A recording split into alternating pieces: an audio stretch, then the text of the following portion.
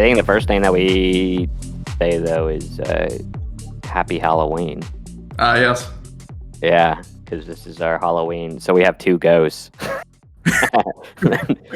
If Right. the other doesn't put in the Elder and Beige Mystique as ghosts, I'm going to be really disappointed. No, but yeah, I think you're right. We can kind of go down the list of your cyber interview tips, but I think a good thing to kind of chat about today is just the general cybersecurity interview process.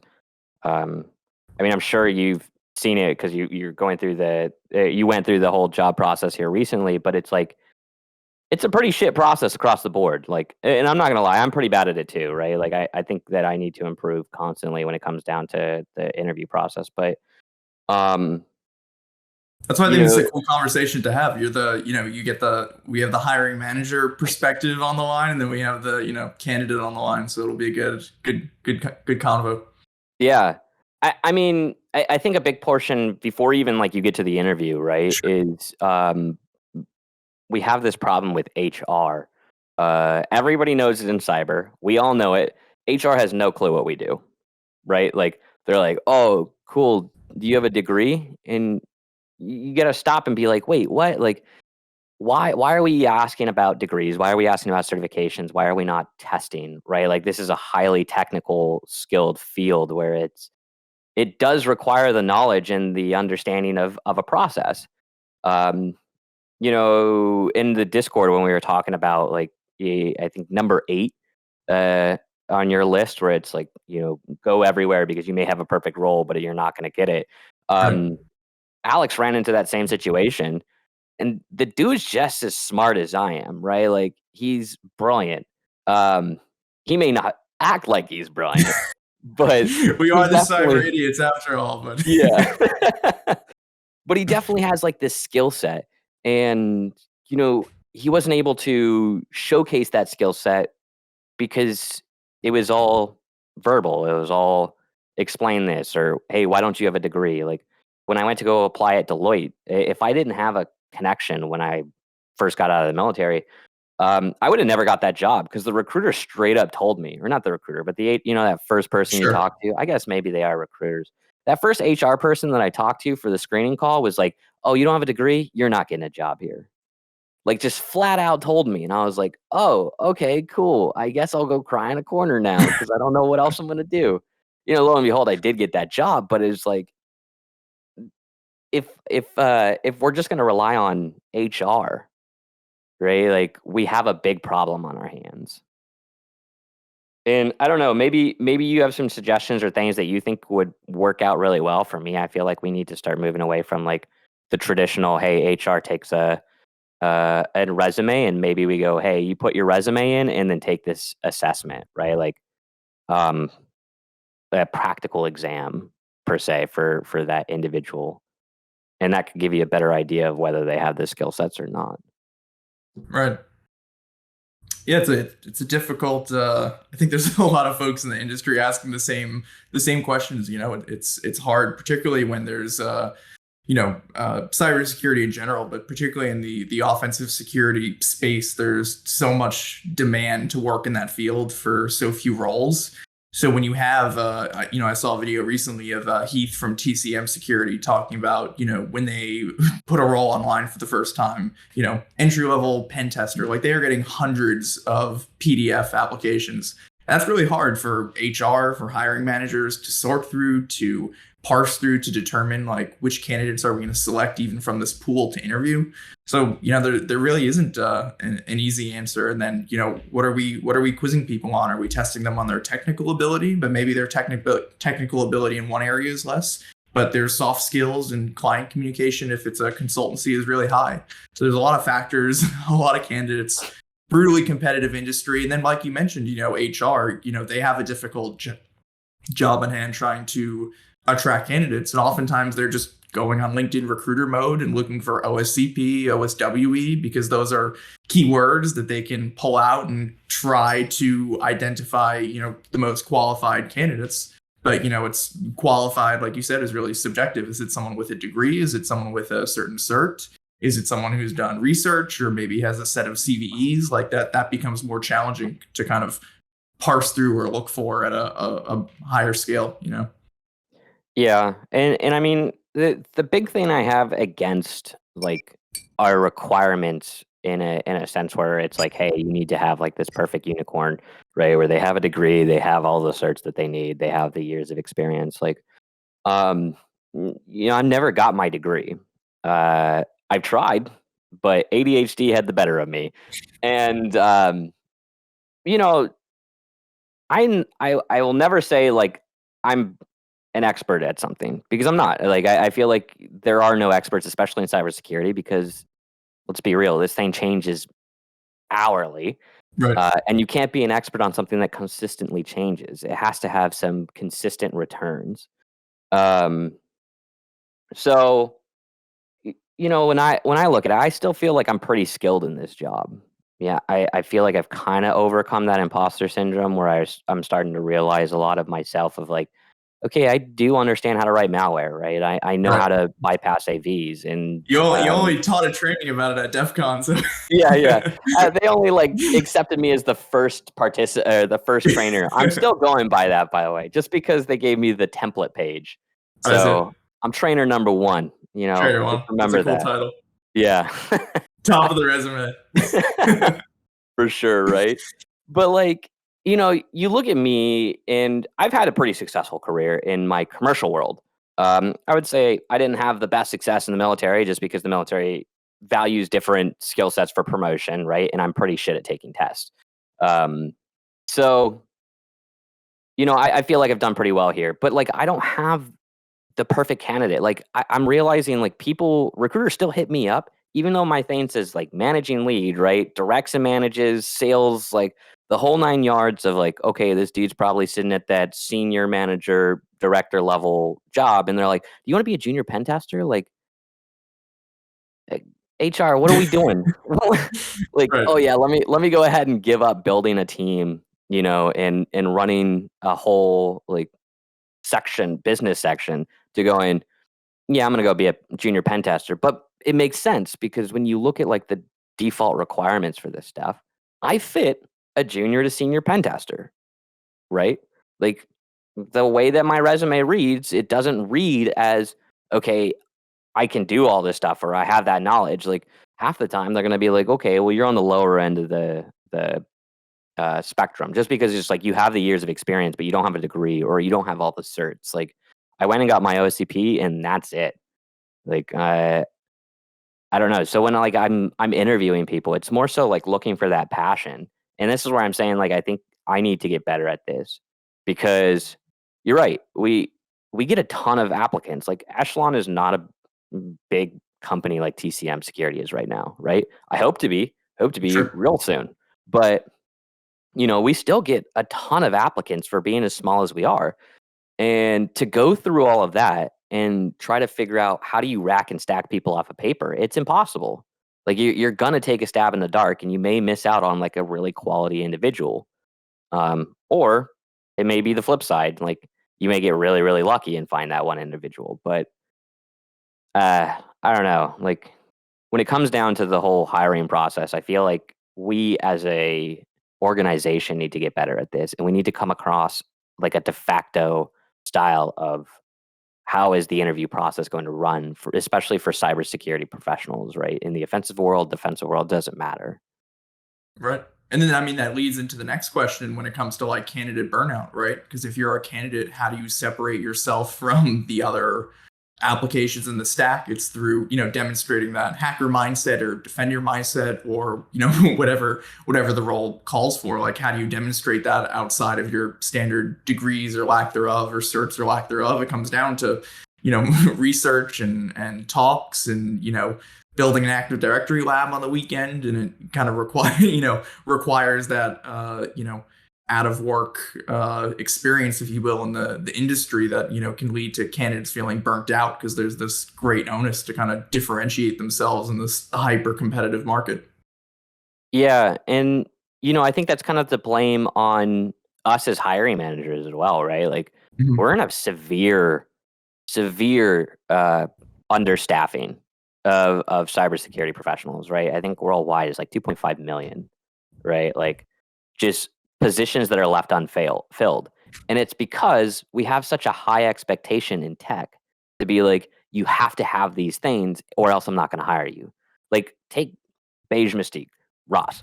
Sure. Ross Ross came from being a therapist, right? Like the most like does not have like that technical or did not have that technical background initially, right? And he Sure. goes, "All right, cool. I'm going to go ahead and I want to do this. I'm going to show my passion." And a company took a risk, but they saw his passion.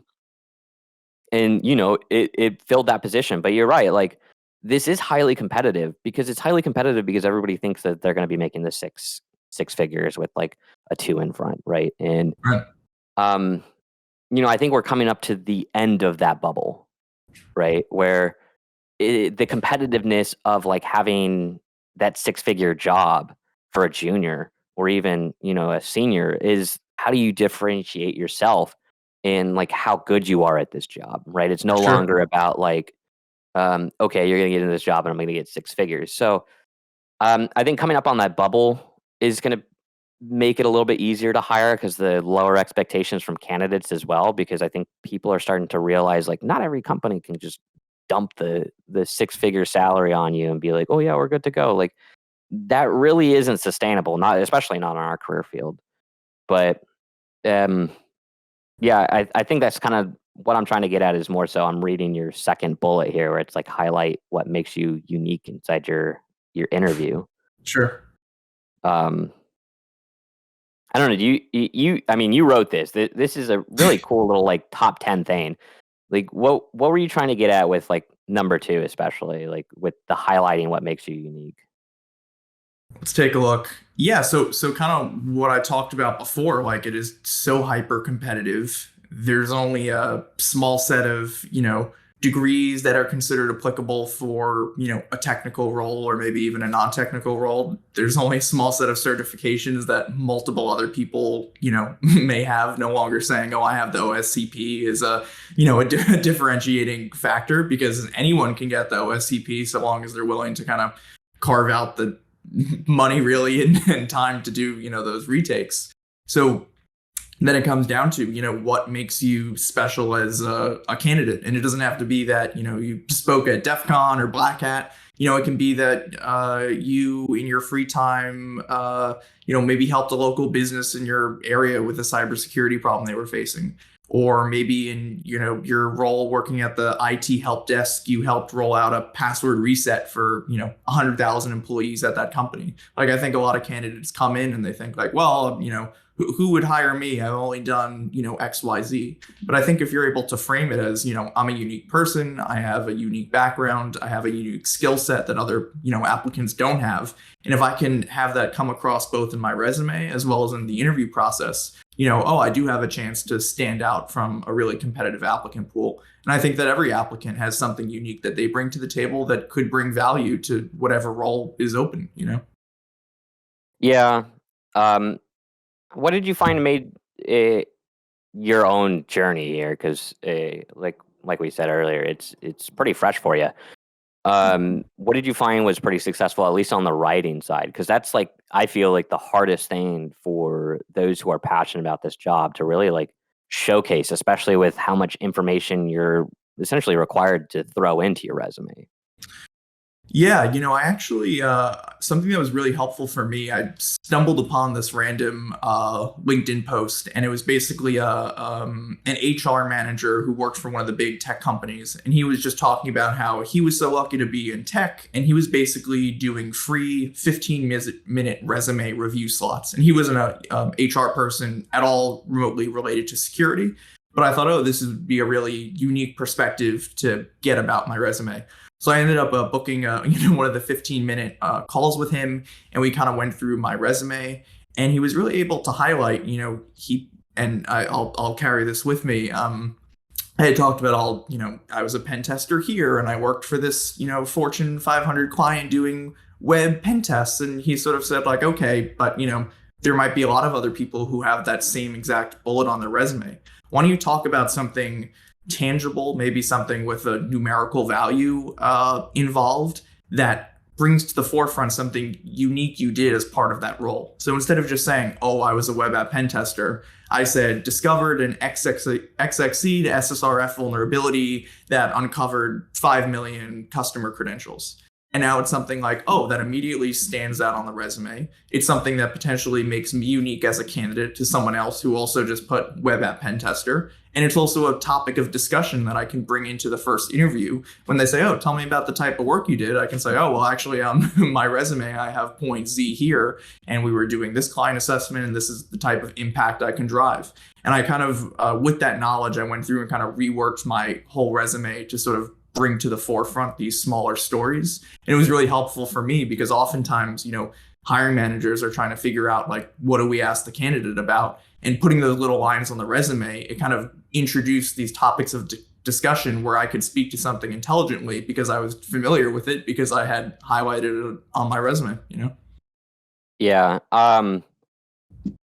That actually kind of brings up a great point. Something I hated from my military days were like the enlisted performance reports, right? Like especially in the Air Force, like they're supposed to be written in probably the most non-grammatically correct way.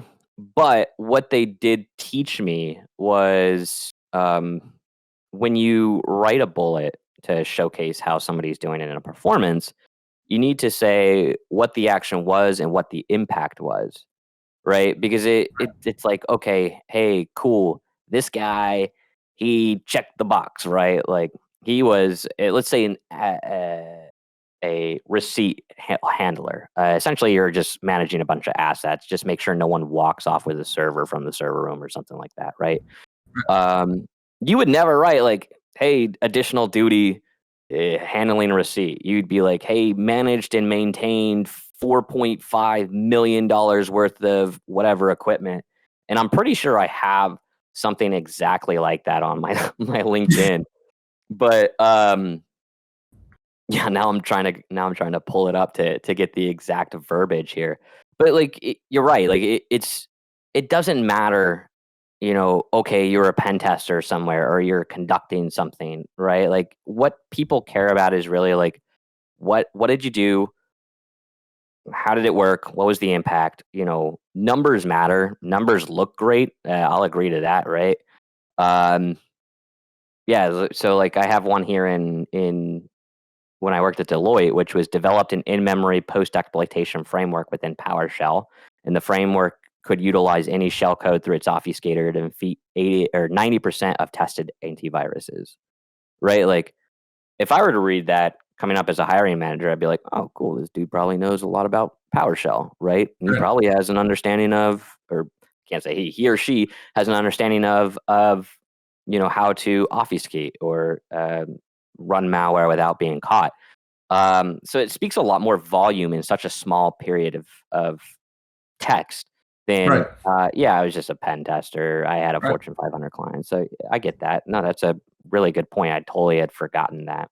And it comes to, depth versus breadth pretty much, right? Like you'll see candidates who will fire off under, tools they're familiar with. Like, I'm familiar with Nessus and Map, and just kind of list out the, the laundry list of tools you're familiar with. And it's like, why don't you just pick like one or two of those and highlight, how you're familiar with those tools, maybe what you utilized for, and then how those drove impact instead of just kind of listing out many things you're familiar with, because that's going to make you stand out more as an applicant compared to just listing off a bunch of things you're sort of vaguely familiar with.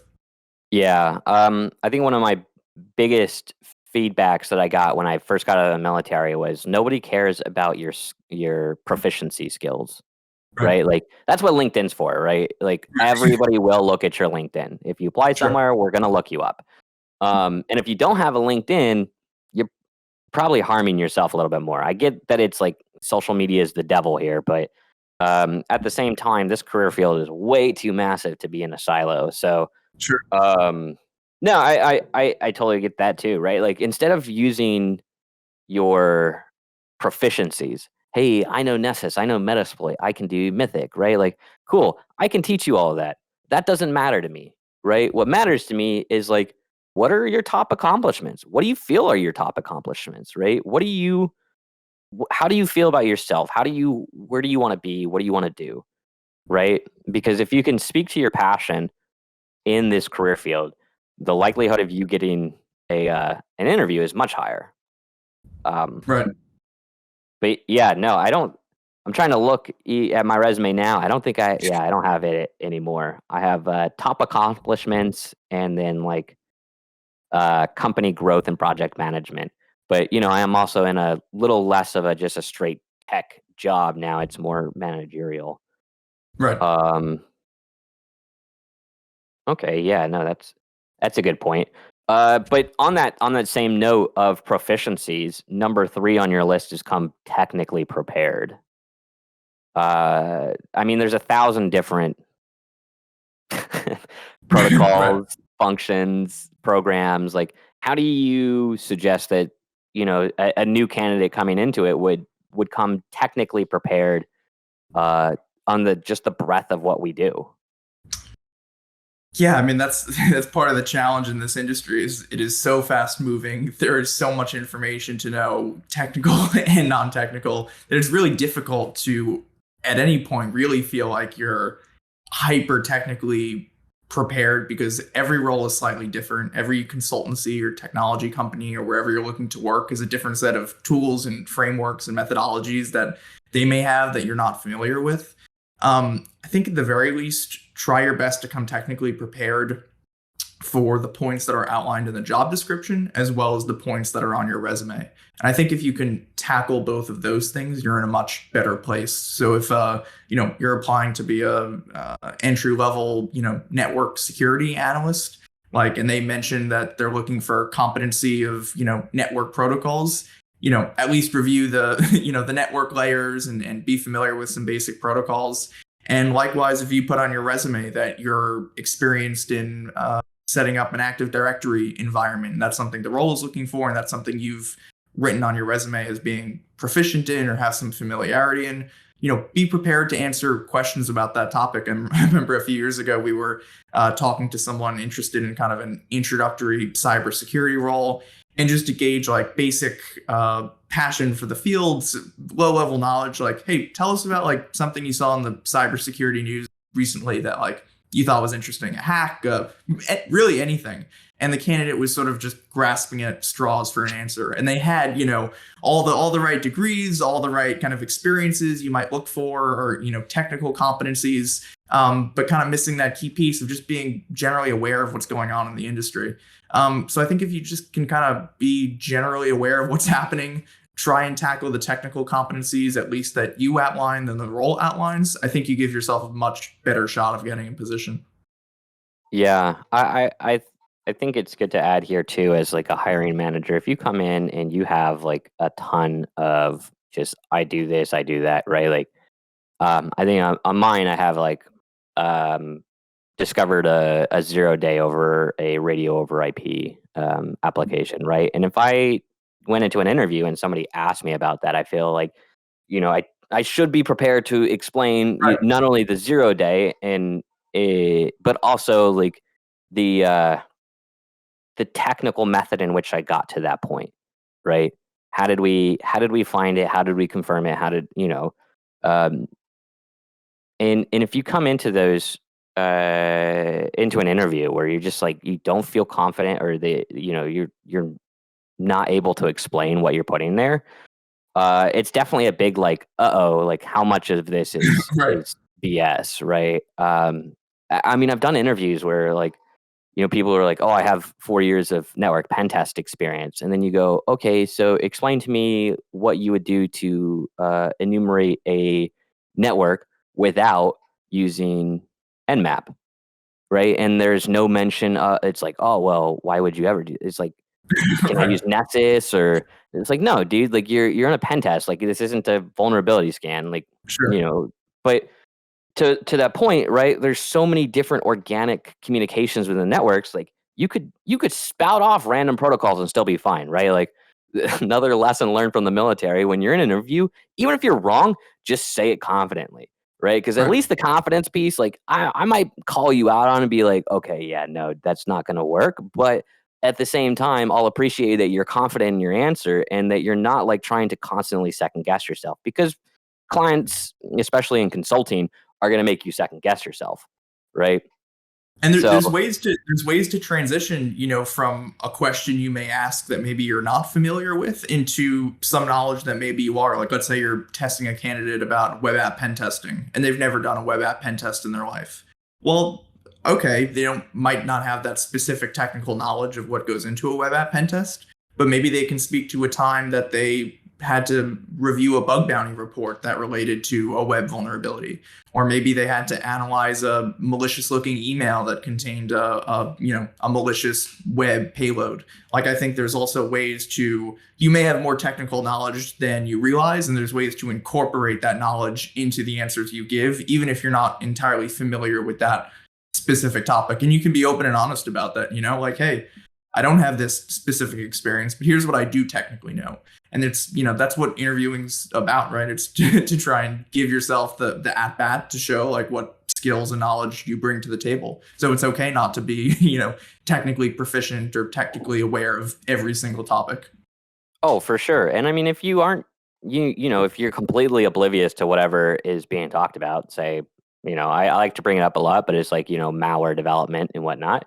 You can always say, hey, look, I haven't gone into it. This career field is massive. So as a hiring manager or even other technical leaders should fully understand, like, all right, you're probably not the cyber godfather, right? Like, you're not going to know everything as Network Chuck or John Hammond, right? So it's okay to say you don't know, but it's also, you can't leave it at I don't know. You have to Right. go like, hey, I don't really know, but I do have a process in which I research new things, right? Like, Right. that speaks to like how if you have the OSCP, that should speak to your OSCP, because OSCP is not about the techniques and all that jazz. It's about the process of enumeration and understanding. But Absolutely. I think that leads into, wow, this is like perfectly leading into every next step. I don't know if you're doing this perfectly or if you're doing this purposely, but It's just number a stream, 5, stream of consciousness into yeah. Right. So number 5 was, don't fudge your experience or knowledge. Um, yeah, this one's a tough one. I think we all want to boast. We all want to be like, "Hey, dude, I'm the best." Especially in an interview, right? Where it's going to be highly competitive. You want that job. Maybe it's a company that you want to work with. It's like, oh, I might get the opportunity to work with John Hammond at Huntress, or maybe go work for TCM or Spectre Ops. I think that's a dream job for a lot of like people. Sure. But to fudge your experience, ooh, this can be a dangerous play. Um, what did you find was the easiest way to like not overcommit into something that you didn't know? Yeah, I mean, I think one example I could give is, I was once asked about like, oh, tell me about your IoT pen testing experience. And, I had never done an official kind of IoT pen test as part of a client engagement. And could I have tried to concoct some story based on the technical knowledge I did have of some fake client? Like, sure. But if I was posed with follow-up questions, like, someone would very quickly kind of see through whatever tale I was trying to make up. So I was just honest and straightforward. I said, look, as part of my pen testing experience, I've never formally done an IoT pen test, but here's what I have done. I did 4 months of personal IoT research where I took apart this device. I soldered on UART headers. I dumped the firmware. I tried to fuzz, XYZ ports in this MIPS binary. And I was able to show that I didn't have that specific experience, but I did have tangential experience that demonstrated my competency in the same area. So I think honesty is the best policy, and fudging stories or fudging your resume doesn't help you, and it doesn't help the company, because ultimately, if they decide to hire you, you're going to have to show up on day one expected to have those skills, right? So I think honesty is always the best approach, because any good hiring manager, I'm sure you have stories like, you can see through when a candidate is trying to speak to something that they're technically not aware of, or telling a story that like likely did not happen. Yeah, or you gotta be super. Oh, what's going on here? Right. Yeah, no, I think to the point of you have to do this job if you get the job, right? Right. And if you come in on day one, especially with something like IoT testing, right? If you go into an ICS environment or a SCADA environment and you say you've done that stuff before and you fudge one thing up, you could potentially be causing livelihood damage, right? Like life and limb kind of stuff. Sure. For a great example was where I found that 0 day was for a gas pipeline company. And thankfully, we were in a completely segmented network away from the ICS and SCADA information. But like, I had no experience up into at that point to SCADA or ICS, and they put me on it with an experienced individual, and that guy blew my mind, right? Like watching him just use Wireshark to essentially pull the packets down, change them up enough, and then go, oh yeah, hey, by the way, we could blow up this pipeline right now with just changing this value from a 1 to a 3, right? And it's like, oh crap! If you came in, where you said you understood that level of knowledge and you came in, you made that change to a 3, like, I mean, there's a reason why they have everyone in fire retardant suits on those job sites. So yeah, I mean, most of the time you're not going to run into this similar situation, right? Like most of us are not getting into SCADA or ICS pen testing, but Sure. lying in that case can lead to it. Or even Uh, even trying to oversell an experience you've had or a story you had. Like, I had my Apple AirTags research that I did a few years ago that Brian Krebs published. But if I showed up in an interview and said, I found one of the 5 most severe vulnerabilities in Apple's history, right? Anyone would be able to go look at the research, look at the article, and quickly see through that, like, this guy's selling way too hard, right? But if I'm honest about, like, hey, I found this interesting vulnerability, it made an interesting story in the news, it demonstrated that I have a passion for research, like, that's something that I think the hiring manager on the other end could relate to much more than if I came in kind of showboating something to be more than it is, right? yeah, for sure. Um, Yeah, I mean, we could probably harp on this for Right. ages, and I think it just kind of speaks to the hacker mentality, especially if you come from the old school days. Like, and by old school days, I mean if you were, for us, it would be like hacking as kids, right? Like, back in the pre financial exploitation age, where hacking was all about like who had the best hack, who could deface the coolest website, right? Um, and that mentality kind of sticks around. A lot of us try to be like that elite hacker, especially. Yeah, I mean, you can look on LinkedIn. There's always what is every top 1%. How Right. many I was top about one to say percent top of one. try hack me is there? Exactly. Um, it's not to say like you're being illegitimate or dishonest, right? But it is boasting a lot to say you're top 1% of something or top 5% of something, Right.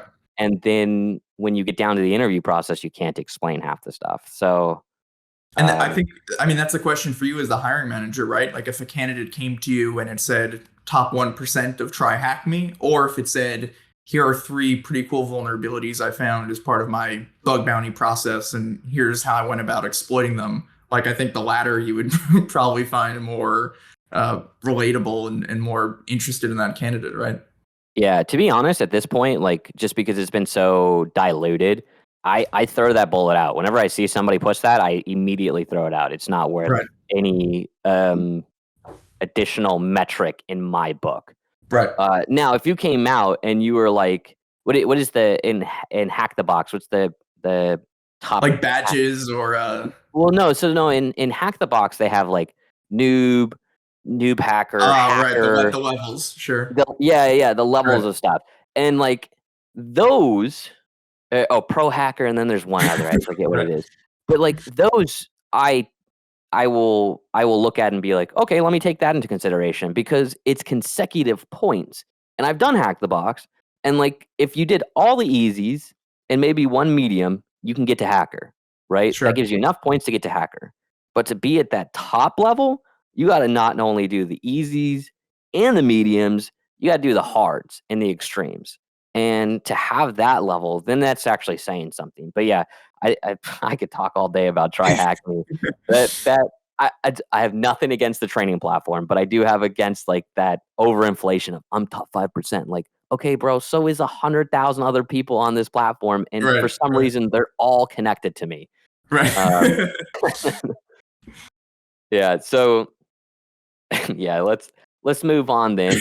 Um, Number 6, keep up to date with the news. Uh, in your opinion, what is important about the current events in our world? Yeah, I mean, I think it's similar to the content we kind of talk about every other, Cyber Idiots podcast episode, right? Like keeping up with what's happening in the industry. I mean, I think if you're a candidate applying to, let's say it's a cloud security position, and you're familiar with Google Cloud, and the company and the role is looking for someone with Google Cloud experience, like if you can't speak to the big Google Cloud hack or some company that got pwned via their Google Cloud 2 weeks ago, like it demonstrates kind of a disconnect, because the company is expecting someone to come in who's knowledgeable and passionate. But if you can't speak to what's happening related to that technology in the general world, at least in my eyes, I think it just shows a missing piece somehow. Is like, why is this person not aware of what's happening?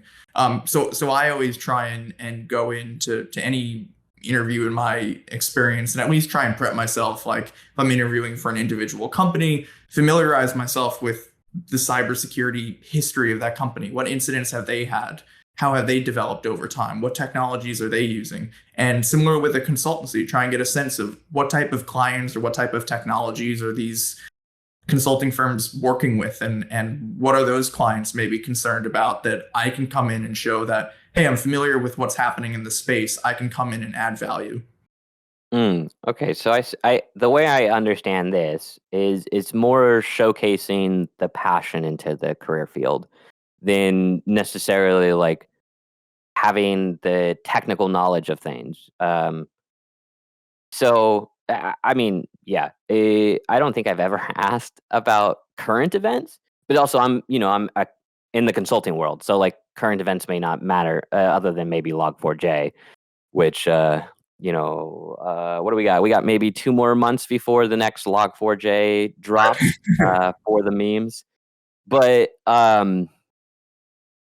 yeah, this But then is again, this is I have something. had interviews where I was grilled grilled about Log4j, like, and if I hadn't like read up on the news, like I would have had zero idea how to answer that question. Oh, fair enough. Yeah.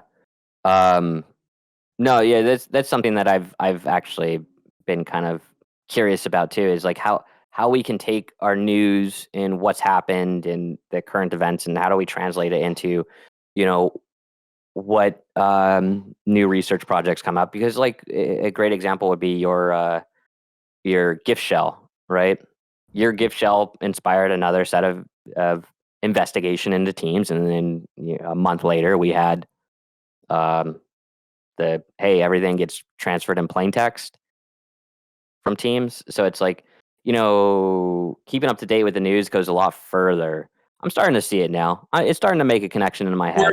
if you're working a help desk position and they're looking for someone to come in and be responsible for all password resets, like you should at least, I feel, be familiar with what happened in the Uber hack, where there was, MFA push notification fatigue, like just a general awareness of like what threats are out there, so I can best come in and do this job. Yeah, I mean, the thing I would add here too is maybe being informed on your local security chapters, right? Your Yeah, ISACAs, your ISSA, B sides, because there's always some conversation at these small little conferences and meetups where you can learn a ton. Um, at this point, I don't think there's any excuse to have push-based MFA, especially with something as big as Uber getting hacked because of it. sure. But that's been echoed for God years at this point, where people are Right. like, "Please stop using push-based MFA," and it's only until Uber gets hacked and makes the news that we start to realize that. Hmm, I dig And it. I think it also gives you more content, back to that technical ability question. I also think it gives you more data points and more knowledge to answer technical questions well. Like if you're asked about how would you attack a certain system, you may not know exactly how you would technically do it, but you might be able to speak to a case you read about in the news about how someone else did it. And at least you're demonstrating that you have an awareness of, if you were presented with this scenario, you would know how to emulate an attacker or how you might go about approaching that problem. So I think it's helpful just for the candidate as well in terms of their general technical knowledge and ability to answer questions. Yeah, for sure. Okay, well, then moving on. The ADHD just took over there. I don't know if you noticed that. I was like reading and I was like, what am I trying to say here? Man, I should have taken my Adderall today. No, Number one number, interview, don't forget. yeah, don't forget your Adderall. Don't be like me and not treat your ADHD for years and years and then find out, oh God, you can actually think and be on topic consistently. All right, well, that is tip number 11. Tip number 11, yeah, take care of your ADHD. No, tip number 7 was be honest about what you are looking for in a position. What do you mean by this? Because this one can be taken many, many different ways.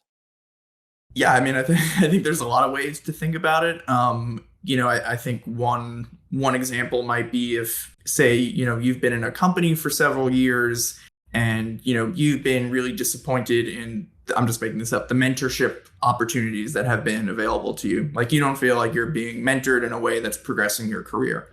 And if you interview, let's say, for another position and you ask about their, what mentorship they have in place, and they say, oh, we don't have any sort of formal mentorship in place. That's a point in time, right, where you might say, oh, I like the role, I like the compensation, I like the company, but is this really the best role for me at this time? Because I'm looking to advance my career in a certain way, or I'm looking for the company to provide me with X, and this company doesn't at that point in time. So I think there's no sense in trying to fit a round peg in a square hole. Like, people leave companies for certain reasons. They're looking for, maybe more training, maybe more mentorship. There's a million reasons, right? But I think trying to align what you're searching for and what the company offers, and also what the company is looking for in terms of a candidate. If they're honest and straightforward with you, like, we are looking for someone who is highly technically proficient in X, and you don't have that skill, it's going to be a tough sell to go through that interview process and at the end come out as the number one candidate. If you already know, just looking at the job description, hey, I don't have that technical competency, So I think it's just about trying to find that right fit, being self-aware about what you're skilled and what you're not, what you're excited to learn more about, and how that aligns with what the company's looking for. Yeah, sometimes I think a big thing to note here is like compensation isn't the end all be all, especially if you're leaving a company for a particular reason. Sure. Continuing the mentorship piece of it. You're like, hey, I'm lacking mentorship in my current role. I want more mentorship. Then you go to another company that apply at, and they go, oh yeah, we'll offer you a 30% salary increase, and no, we don't have a mentorship program. It's like, okay, you're just going to be equally as unhappy, Right.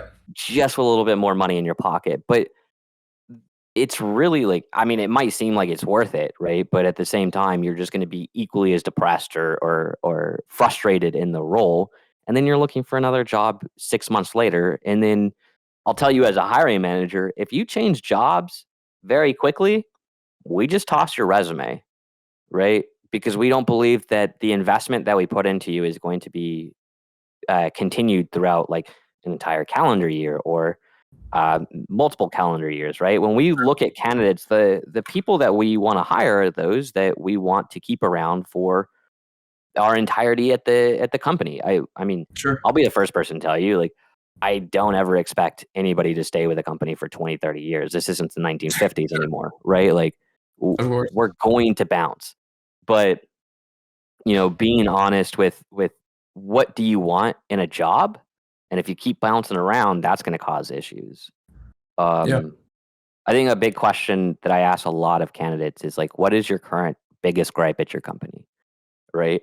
And, I think most people are pretty honest to be like, hey, this is what it is. And they'll put it out. in the front, but the follow-up question is like really like how would you fix it, right? If you could resolve whatever that issue is, what is that fix, right? And to me, that's being honest with like exactly what you're looking for, because my role as a leader is to make sure that my team succeeds in every form and fashion. And I can't do that if I don't know what your issues were to begin with. Like I can't move mountains, of course, to make great changes, especially if the organization runs in a particular way. And like, I'm not going to be like, oh yeah, dude, I will definitely buy you 10 Cobalt Strike licenses. Like, yeah, Right. for sure. Just you alone. You can Right. have your own CrowdStrike instance too. Um, but like being open and managing up is a really good way of showcasing that you're not only like competent in your own maturity, because I think that's something to be said here. Um, but also that you're like, what you want. You're not going to just get frustrated and leave 6 months later, and then next thing you know, it's like, oh shit, now I got to fill a role again. Right. And it kind of even be a gripe per se. It could be an intellectual curiosity. Like you could be working as a web app and web 2.0 for a pen tester for a decade, and you've long had a desire to learn more about a web 3 security and hacking the blockchain. And does going to take another web 2.0 pen test job for double the salary? Like, is that going to bring you the fulfillment and satisfy that curiosity you've had for a long time? Like, probably not, Oh, I don't know. If you double my salary, I'd be pretty happy. Maybe not Yeah. I get what you're saying, though.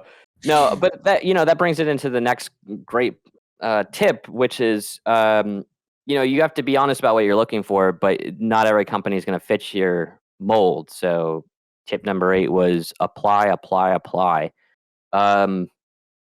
I'll first let you go. Before you got this current role, how many places did you apply to? too many to count, and too many interviews to count. It is a slog. It is a grind. It is a lot of time and energy and effort.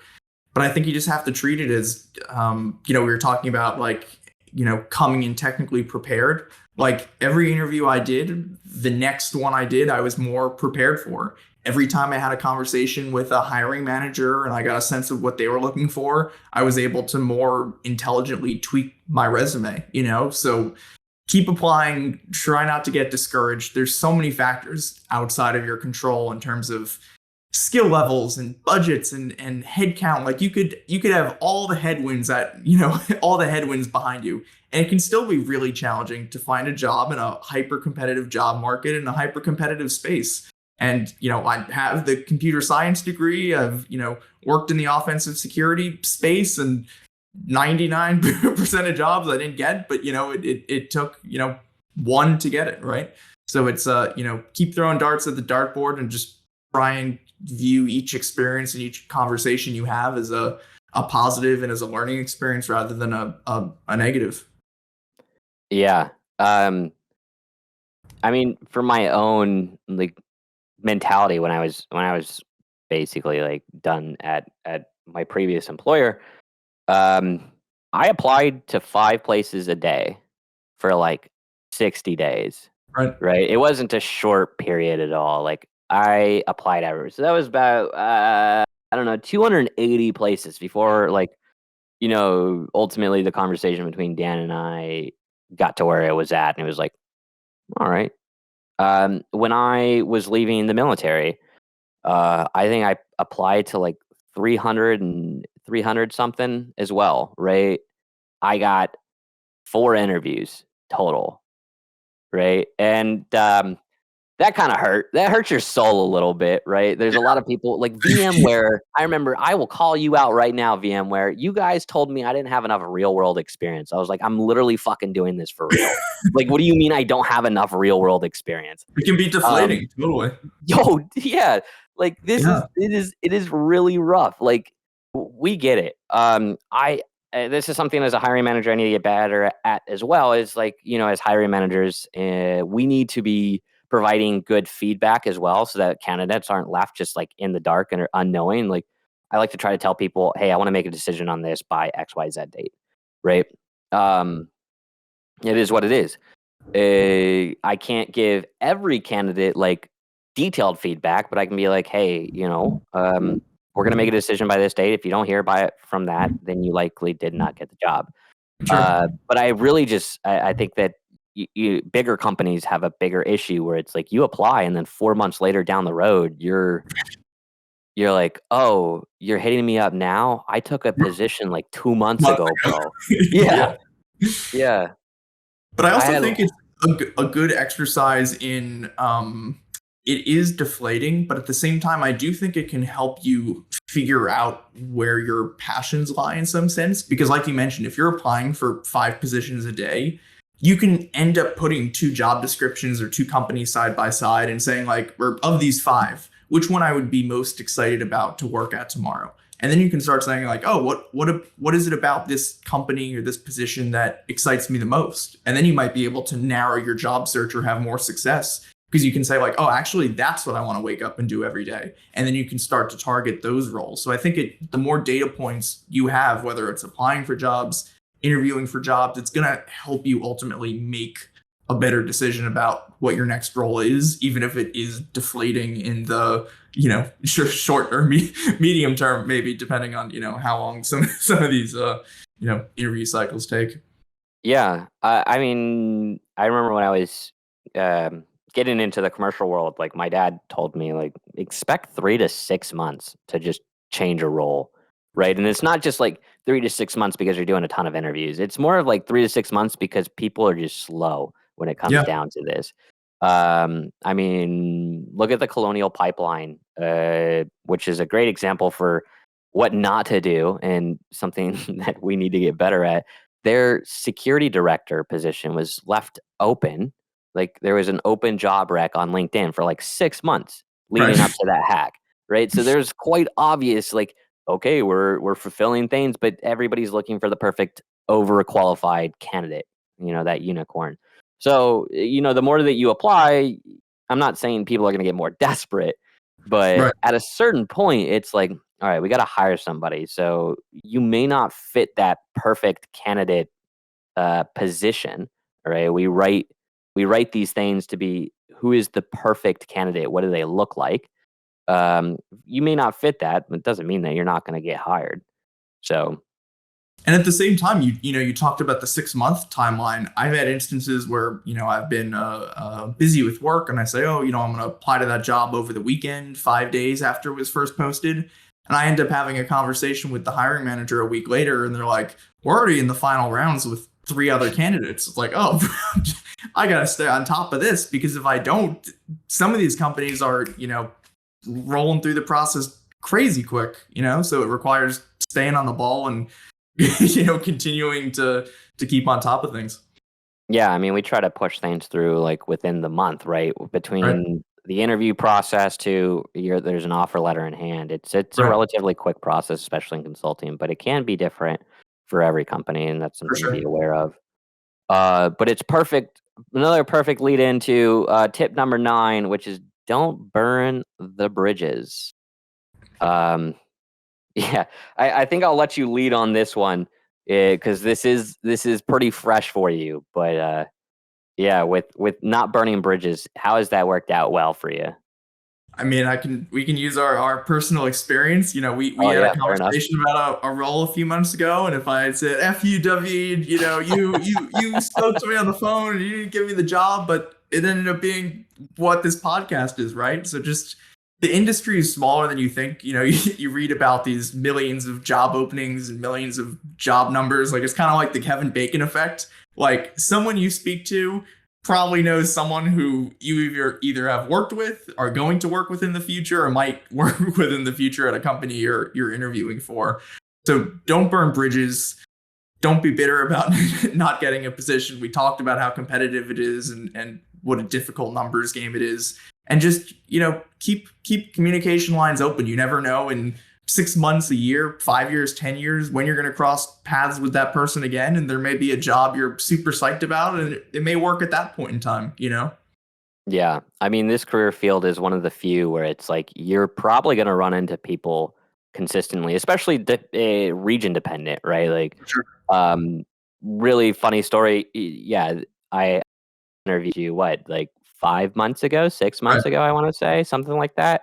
And even funnier, the people that you're going to go work for now, they're all my old coworkers. Right. So it's like, oh yeah, go hit up this guy or go hit up that guy. Exactly. But it's such a small world where it's like, okay, I'm gonna go work for Mandy or um, Spectre Ops or Sure. NCR, whoever it may be, right? The small boutique firms like mine currently and a lot of them are Alex's, I would say too. Like a lot of those smaller ones don't tend to want to expand too much. They get like a pretty nice like buffer room for what they want to do. They Right. get the jobs that they want to do and they maintain it and they're happy doing that.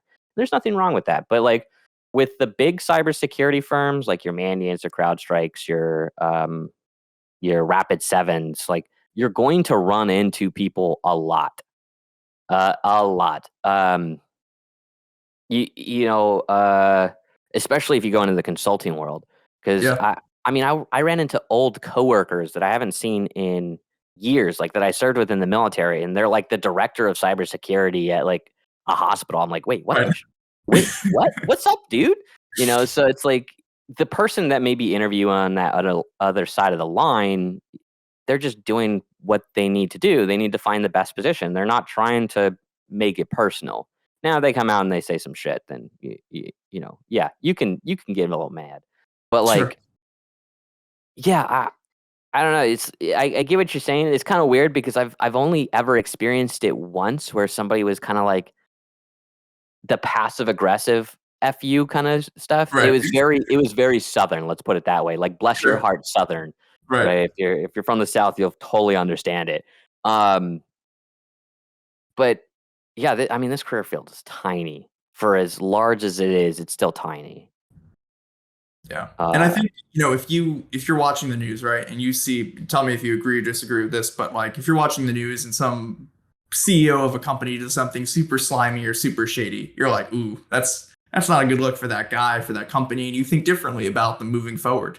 Same, you are your own entity, you are your own personal brand. So if you don't have positive experiences with people, like that reputation is gonna catch up with you over time. And likewise from the candidate company perspective, like if I go through 10 rounds of interviews with a company and then I'm ghosted, like I think less about the people that work at that company and less about the company itself, so I think it works both ways about keeping that good reputation in a small industry. yeah, I also think that you should never go over 3 interviews Yeah. for any position. It doesn't matter how technical or untechnical. Like that's something we need to cut that out because Sure. I was just talking to somebody recently. They're like, "I'm on my 5th round of interviews." I was like, "What the like, Right. no, stop, leave. That's not a company you wanna work for, like, Right. 3 max. I try to do 2 if I can, right? Right. I'll cut out our HR person. Be like, "Alright, just come straight to me, we'll talk, and then, you go talk to the partner, and then we'll be good to go." Right? And Yeah. it's like, oh, man, that one's bad. Um, you go through 10 interviews, even if you get offered the job, I still think poorly of that You don't take it. company. Uh yeah, so that leads into the last tip of the day, which Wait, is did we cover number one? Do we need to put number one at number 10? no, because we kind of talked about imposter Okay. syndrome. We Kinda. I mean, I mentioned it. You covered that you got over it. I'm still working on You're it. still working on yeah, I mean, fair enough. But I think imposter syndrome is something that is just like eh, you can't really like fully rid of it, right? And that's just kind of what is that the law where it's like the smarter you are on the subject, the more you're willing to admit you know nothing of it. Right. So like imposter syndrome is just a case of that, right? Like I always feel like somebody's gonna come along like Harmjoy or Matt Graber whenever I post something about PowerShell and they're like, "You're fucking stupid." I'm like, okay, man. Um, but I think that on that same case, right, what I had mentioned earlier is like speak confidently. Even if you're unconfident in your answers, speaking confidently speaks volume to your character. Yeah, I think that's a good thing to doubly highlight, because it is tough when you're starting out trying to break into the industry and you see entry level positions that have 5 years experience, and you're like, oh, I got my CEH, and there's 10 million other people that have their CEHs. Like, it can be kind of like, what value am I bringing? But I think you just have to keep reminding yourself that, just be confident, like you said. Yeah. No. Yeah, it's like, hey, you have to have 10 years of experience in Go. Like, wait Right. a second. Wait a second. Go is only 8 years older. Yeah. But no, yeah. I mean, we could. This is something that I think a lot of us harp on social media, on Twitter, and it's not just us. Like, literally everybody who does the speaking rounds in RSA or B-sides and ShmoocCon, you name it. Like, we're all talking about this because it still affects us. It's going to affect us. It's going to affect you. Just be confident. Sure. And somebody may heckle you, but you don't need to let it punch you in the gut. For sure. But yeah, so that was number one. I guess we never did call that out. So jumping and adding a 0 to the end. Yes. Your last tip was treat interviewing as the best test prep you can have. You want to expand on that? Yeah, I mean, if you want to get great at anything, like, classic 10,000 hours, like, I can't tell you the number of times where I've been in an interview, I was asked a technical question, had no idea, kicking myself that I didn't know it, but I did that interview. I went back and researched the topic. I was like, okay, I get what he was getting at. I understand why this is important. I technically understand it now. And 10 interviews down the line, I'm asked that same question. And now I can intelligently address it. And I may have never even thought to research that technical topic, never thought I'd be asked it. And sure enough, I had that experience of when I was, and I would have never prepped for it otherwise, right?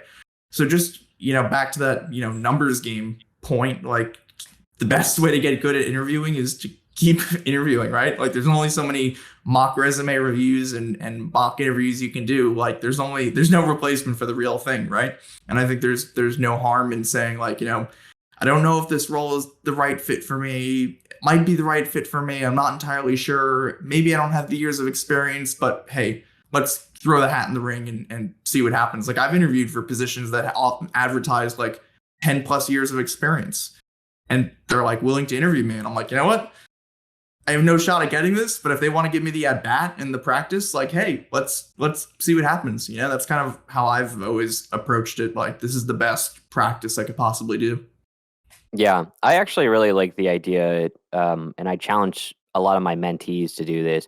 Apply for positions that you are not qualified for at all, right? Like, I have applied to COO positions, right? And I am no way in shape or form, like, I cannot be a COO. I don't have enough experience, like, as an operations manager, right? But I get the general gist. But interviewing is a diminished skill. It's a lot like shooting or drawing or, anything that just takes a consistent uptick of doing things. Even typing, right? Like, typing is a diminished skill. If you leave it for a long time, like, go out in the woods for months on end, you come back and be like, speaking a language is a great one. They like, I'm trying to relearn both my foreign languages again, because it's just like I stopped speaking them for so long. But interviewing is no different. It's a skill set. It's an art. There's an art form to it, doing it well and having the confidence to be able to answer questions that you're probably not going to know. There is no shame in interviewing for interview's sake, right? Yeah. Because you never know. Maybe you do. One day, maybe somebody comes out and they're like, "Hey, dude, do you want to be a COO?" And I'd be like, "Really?" Oh, or okay.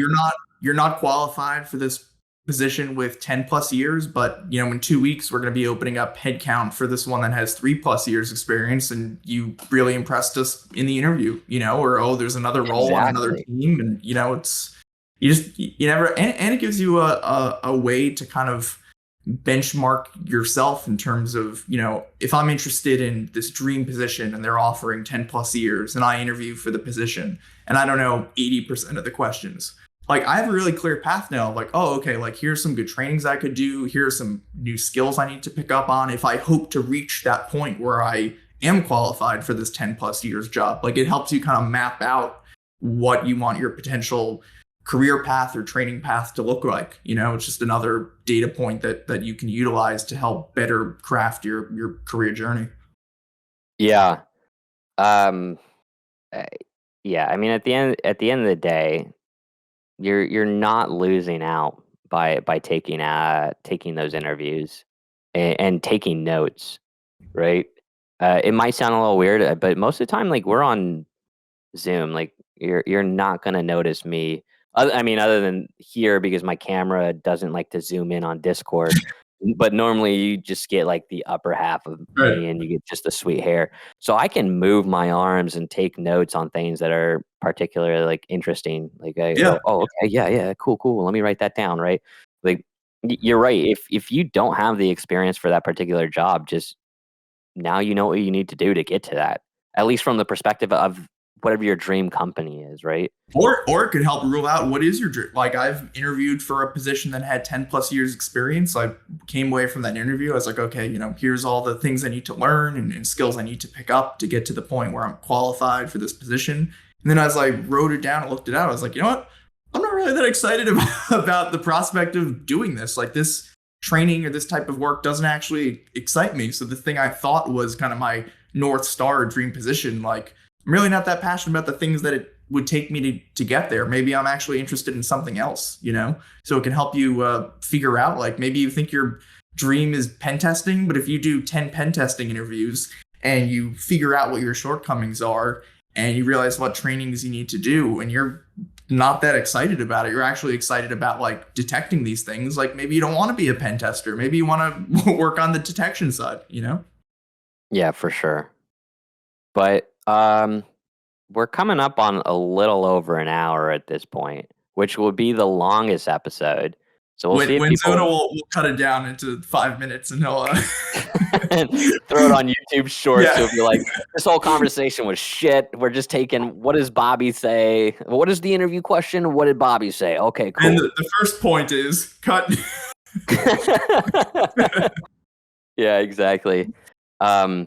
No, I think, just like every other time that we've done this, like, what is some closing remarks that you'd like to give the audience, at least on the subject of interviewing and that jazz?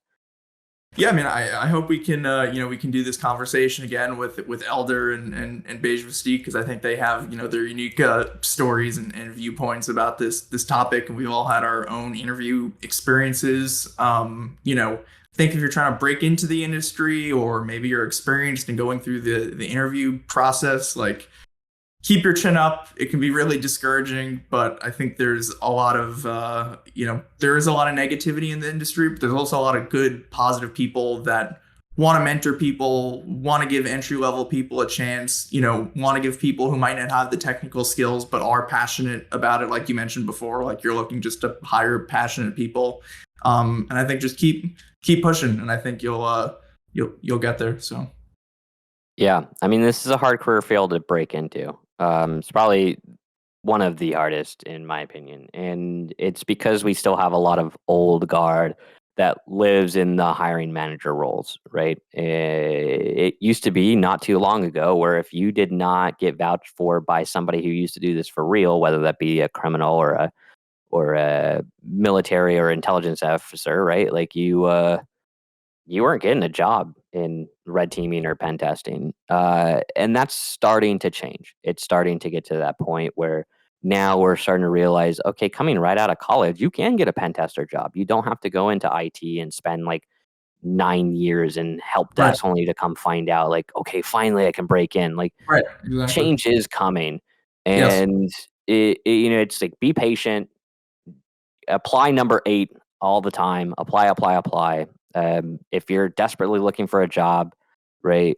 it's 10 a day. It's all about consistency. Like it And doesn't not matter. just apply, network too. Like if you're Oh, yeah. interested in working at a company, reach out to David on LinkedIn and ask him, hey, do you know anyone that works for company X? And he might know someone and they could connect you. And there's a lot of hoops to jump through just to get to that point of like the initial HR screen. Like I can tell you in my experiences, the success I've had in getting interviews has been networking, LinkedIn, talking to people I know, applying for jobs I'm not interested, but just getting in front of a recruiter so they can then put me in front of another recruiter who does recruit for that position. Like it is a whole complex web of people and hoops. And sometimes the companies use software just to scan resumes and filter them out before anyone even looks at it, So I think just leverage those human to human connections as well.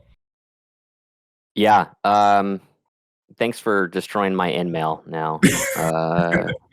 For all 100 people who. No, you can message Alex or Ross on LinkedIn 24/7, anytime, any day. you can call Ross at call him on his personal cell. He'll No, for sure. I mean, this is a conversation that can go for days, and we're not the only people who've talked about it. But hopefully, we've helped somebody out there. Yeah. I think this is the part where we should just do a Twitch stream 24/7 cyber interviewing tips, and we're just gonna keep going. Just laying in bed, just. All right, so what do you want to do? What do you want to do? Is, So, do you have any other closing thoughts? No, I was just gonna clap, so we have at least match up the audio at the very end, because I don't know if we got it in the beginning. All right, cool. Yeah. All right, ready? Yeah. Oh. We're close. Oh, that one was good. That was good. All right. We'll hit it on that.